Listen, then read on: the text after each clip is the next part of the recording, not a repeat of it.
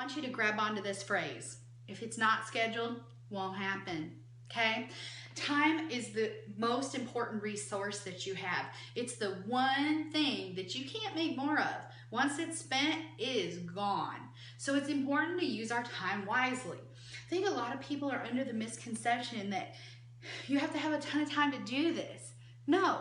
When I joined Mary Kay, I worked a 12-hour shift in one position. I worked 3 10s in another job that I had.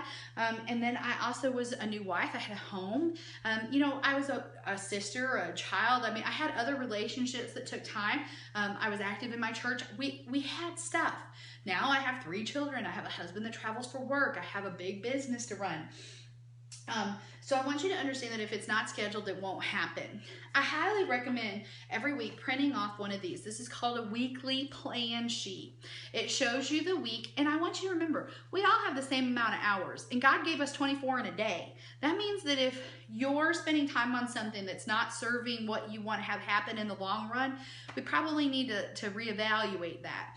So one of the things that I'm going to teach you when it comes to time management is the importance of delegation. Make a list of things that only you can do. Like literally, I'm the only one that can be my husband's wife. I'm the only one that can be my kids' mom. But that doesn't mean that I define myself as a good mom by cooking and cleaning and doing the laundry. In my world, and again, this is just my world, somebody else can do the cleaning. Somebody else can do the laundry, but nobody else do I want doing the reading at the end of the night. Does that make sense? I just had to decide what I felt like I was not willing to give up and the things that I was. Cleaning never has brought me joy. Was more than happy to get rid of it. Somebody else does it, they do it well. I provide for their family by paying them to do so. It's a good deal. My point is that I do the things that nobody else but me can do.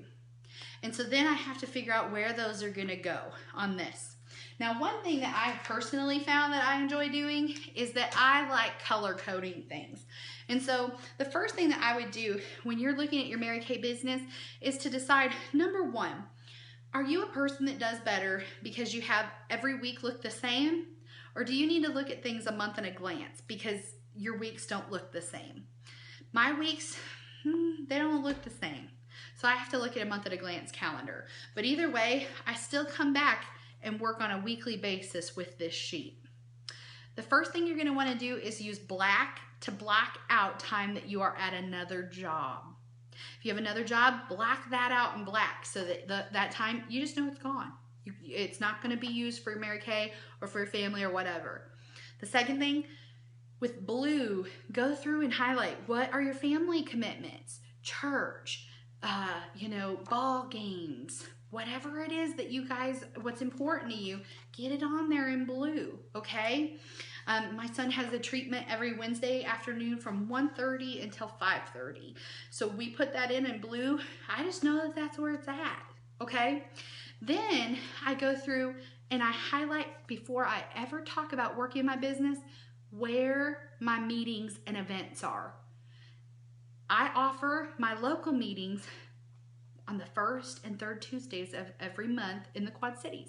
That's what my life looks like currently. There are other events. You block those off so that you're not putting a skincare class in there and forgetting about your meeting. People will say to me, well, Grace, shouldn't I miss my meeting if I can hold a party? No, don't do that. That's where you get recognized and built back up. Both are important. Do not schedule something on your meeting night. I'm just telling you. Mary Kay always said, you miss one meeting, you're sick. You miss 2, you're dying. You miss 3, you're dead. It doesn't mean that I don't want you back or that you're dead meat or anything like that. It means that when you stop going, it gets harder to come back. Don't do that to yourself.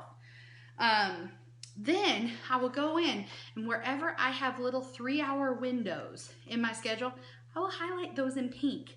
That's where I can work my Mary Kay business. So black is my other job, blue is my family, yellow is my meeting, and last but not least, the little windows where I can work my business are in pink.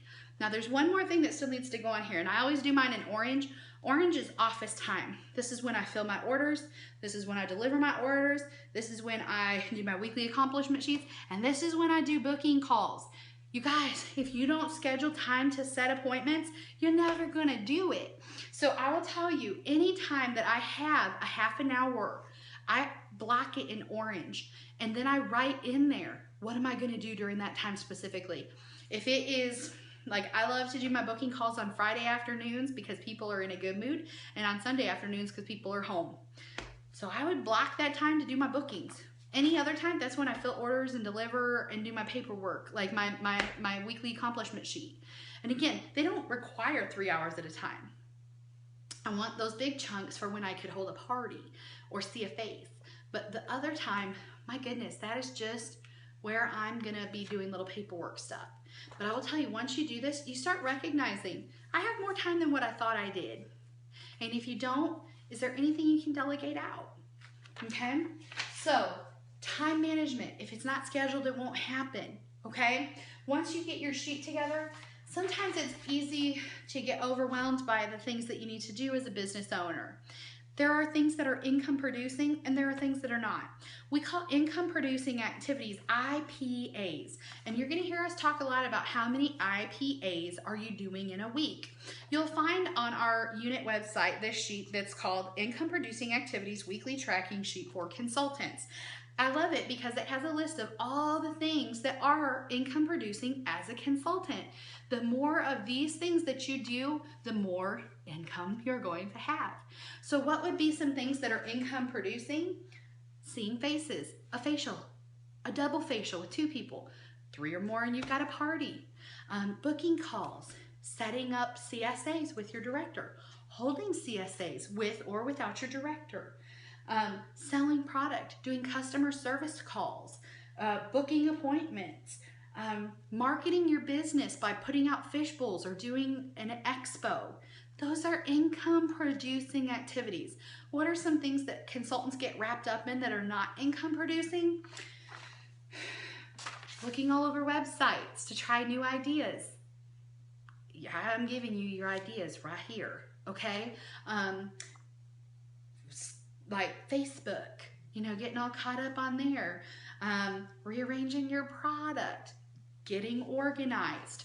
Those are things they're not going to create income. Not that you don't need to do them, but you don't need to do them during working time when you could be working with people, okay? So income producing activities.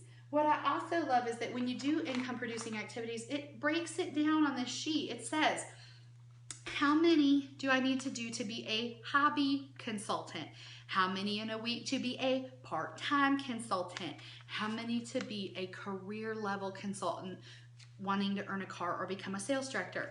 Here's the thing. I love that when you track this on a weekly basis and you turn these into me each week, I think it's so beautiful because then you can stop getting frustrated with yourself if you're not where you want to be. You can just say, how much did I do or not do?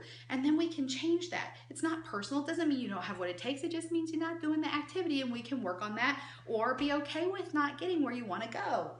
So let me talk about one more thing with actually doing time management. This is a piece where I did not particularly excel as a new consultant. I got frustrated a lot with it. I didn't know how to work with a planner, but I will tell you now, I work with a planner and I highlight, okay? Again, blue is time off with family. Yellow is meeting or event. Pink is my working time. And what I want you to see, like this is just a month that I have coming up here. You see a lot of blue time. I'm off a lot. I have a lot of time with my family. Okay, I don't want you guys to think that all I do is work, but the truth is you see a lot of pink time in there too, a lot of orange time where I'm working with consultants, yellow when I'm in the field working with them. Okay, you guys, I want you to understand, Mary Kay is not my top priority. The company has always instilled into me faith first, family second, career third, but not career 33rd.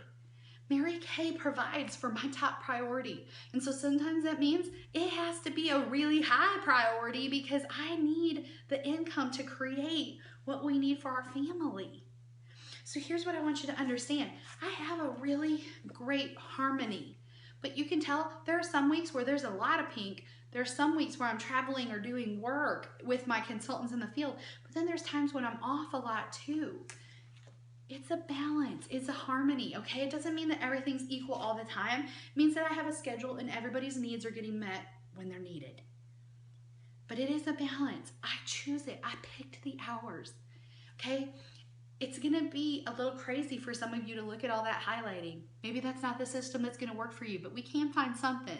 The key is that you have to have some way of managing your time, and you have to make those minutes count.